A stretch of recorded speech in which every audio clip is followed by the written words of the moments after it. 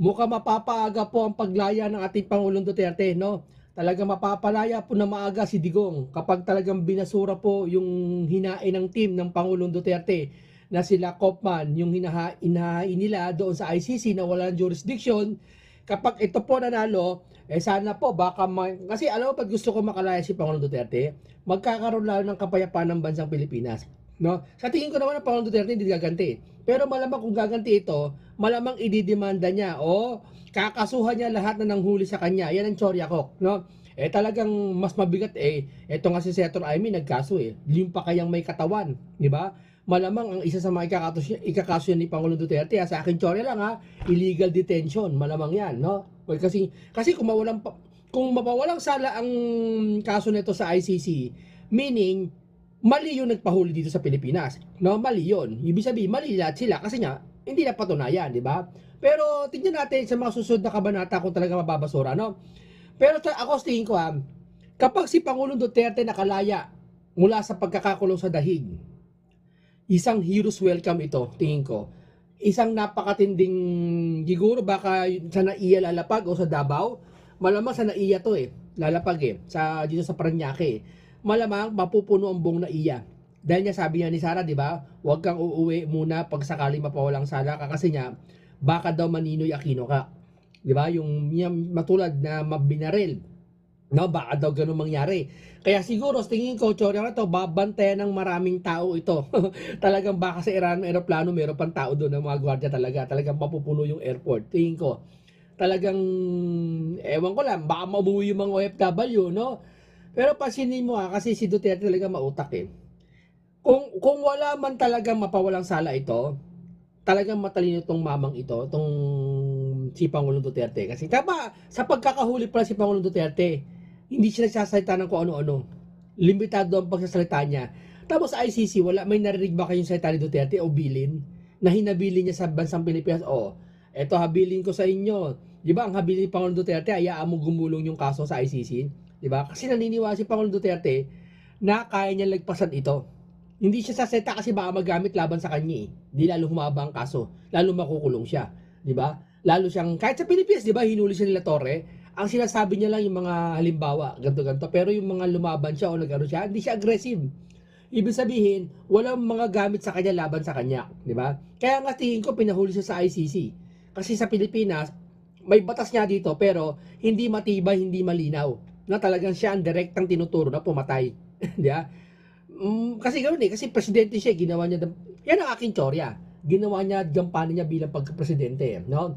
At syempre, pag ito si presidente at nanalo pa ang PDP laban, tiyak naman mananalo ang PDP laban sa tingin ko Kasi alam mo, itong bagong survey, nangunguna si Bongo sa si Bato, di ba? Tapos itong si Marcoleta, umaangat talaga nangunguna. Ewan ko ba kung bakit si Marcoleta pandose, no? Pero sa Kalye Survey, sa Kalye Survey, higit sa 1,000 sinorvey ng mga kaluko, mga katim ko lahat, mga kakilala ko, si Marcoleta nagiging number 2 kay Bongo. Ito yan, siya sabi ko sa inyo. Kapag ito nanalo PDP laban, ilan dito pumasok dito. Sabihin ko sa inyo, at napauwi si Pangulong Duterte, nako.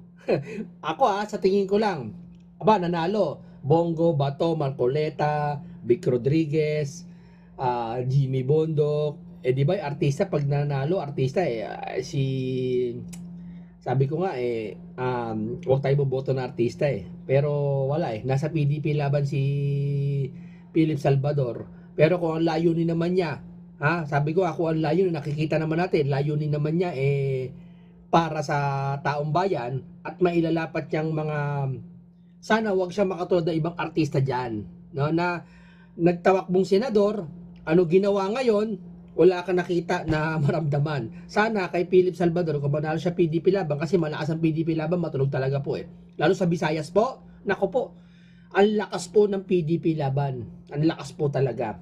Talagang, kahit niya ako, dito sa Manila, pumunta akong Divisoria nakaraan, nag-survey ako, nag-kali survey ako pasikreto. Maniwala ka sa hindi, ang binabanggit lagi puro PDP laban. Halos wala ako narinig na alyansa. Hindi, wala ako narinig, promise talaga. Wala halos Ang kadalasan, yung sa isa, yung ayoko banggitin. Pero PDP Laban, both straight sila. Na, yan, sa Divisoria, ang daming tao doon, ha. Mas doon kayo mag-survey sa Divisoria. Kasi sa Divisoria, hindi lang taga Manila ang tao doon. Halo-halo, iba't ibang lugar ang tao doon, saka jampak ang tao doon. Talaga doon kayo makakarami, no, sa Divisoria. No? Doon kayo, banda doon. Talagang makakarami kayo doon, no. Ayun na nga po, pag nanalo po ang PDP Laban, at si Pangulong Duterte mapauwi, nako, ayoko lang magsalita pero tapos si Sara hindi ma-impeach. Ay, abangan na natin pero wag naman sana. Pero may possible.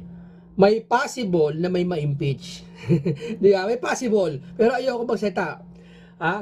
Baka si Sara, di ba? Mahal natin. Pero ayoko magsalita. May possible. Pero wag naman sana gano'n kasi wala idudulot na ano sa bansa yon. Pero doon na naisip ko eh. Yun ang tsura na naisip ko eh. Manalo PDP laban lahat. Kung di man lahat ay maiwan, tapos may mga naano senador, nako, tapos Duterte makalaya. Tama-tama ang ICC, babasura yung jurisdiction ng ICC. Nako. Yan ang ano lang Chorya ko na naman yun, chorya ko na naman yun. Saka wala tayong binabanggit kung sino doon, no? Ayun. Yun nga, Duterte kasi, sabi ko sa iyo, napadala sa dahig, sabi ko sa inyo, doon gagawin ang paglilitis. Ngayon, nagkaroon nga ng kulay, magandang kulay,